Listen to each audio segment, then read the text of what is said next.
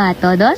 For our robotics activities, we work with 3 different input devices, the RFID module, the IR sensor, and the 4x4 keypad. Each of these components sends information to the microcontroller, but they do it in different ways depending on their function in the system. To better understand how they work, let's look at them one by one. First, we have the RFID module. It is used for wireless identification. When an RFID tag or card is placed near the reader, it transmits a unique code. This code is sent to the microcontroller, which checks whether the tag is authorized. If it matches the stored data, the system performs the correct action, such as granting access. RFID is commonly used in security systems, ID verification, and contactless transactions because it is fast and does not require physical contact. Next is the IR sensor, specifically the IR receiver module. It is used to receive signals from a remote control. When a button on the remote is pressed, it sends infrared signals to the IR receiver. The receiver detects these signals and translates them into commands that the microcontroller can understand. Each button on the remote can be programmed to trigger a different action, making it a convenient way to control devices wirelessly. Lastly, the 4x4 keypad is used for direct user input. When a key is pressed, the keypad detects the press button and sends the information to the microcontroller. This allows users to enter passwords, PIN codes, or specific commands. The keypad is simple, reliable, and ideal for manual control.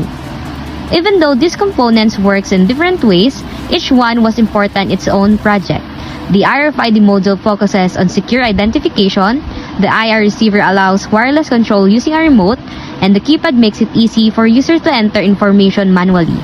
Each device shows a different method a system can use to receive commands and respond to users.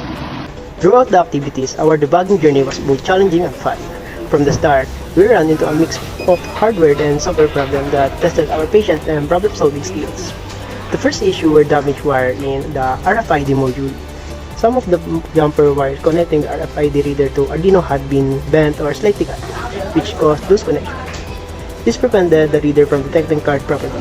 At first, everything looked fine, but after carefully checking each wire, we discovered that even minor damage could completely stop the system. Next, we encountered problems with specific components. In the RFID activity, one of LEDs on the module refused to light up even though the wiring appeared correct. In the 4x4 keypad setup, several push buttons did not respond due to faulty connection in their soldered pins and pinhole headers connecting them to the breadboard. Resolving these issues required testing each component individually and replacing or reconnecting them as needed. On the software side, the Arduino Uno code presented its own challenge. In the RFID program, incorrect UIDs prevented the reader from recognizing card wheel in the keypad program. Certain key presses returned wrong values due to logic errors. We carefully review the code, fix syntax mistake, and adjust the logic until the program ran as intended. In our activities, we integrated 2 different security systems by combining several components that work together. The first system is an RFID-based access control system.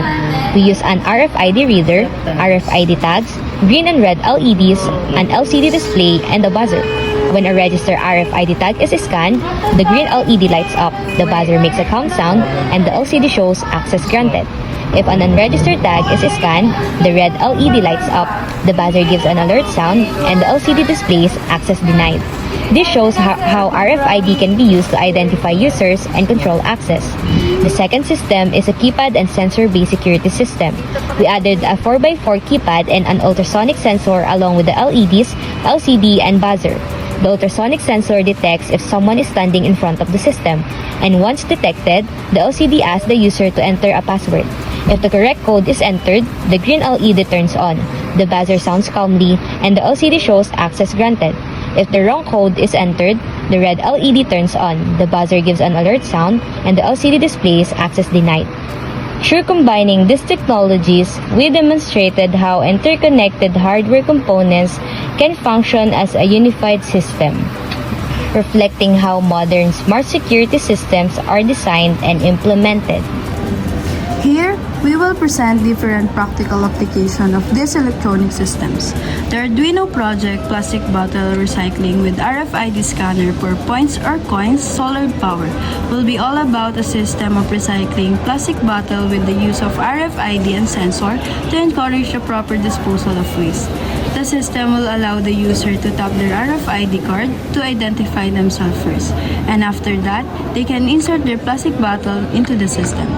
Once a plastic bottle has been detected using sensor, the system will process the object and award the user some points or coins as the way to encourage the recycling of the object.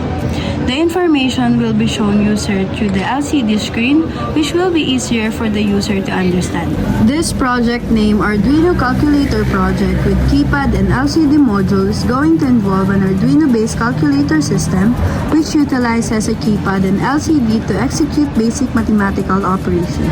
The system provides the functionality to enter numbers and operations such as addition, subtraction, multiplication, and division into the program using the keypad. When input has been provided, the Arduino will perform the arithmetic and display the result on the LCD display. During our fourth semester in robotics, we had moments both of success and failure that shape us not only our technical skills, but also our perspective on learning and life.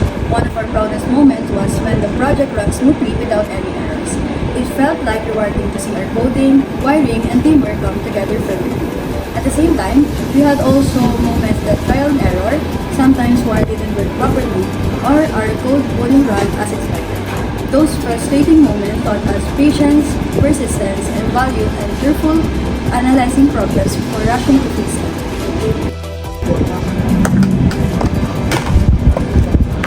Failure becomes just as important as success. When things didn't work, we learn to reflect on what went wrong, troubleshoot effectively, and work together to find solutions.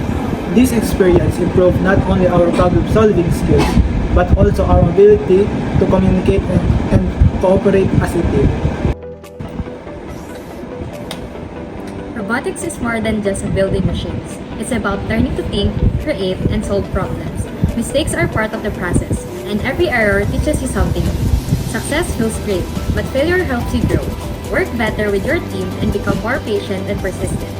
For future students, our advice is simple. Don't be afraid to try, experiment, and learn from everything. Enjoy the journey as much as the results.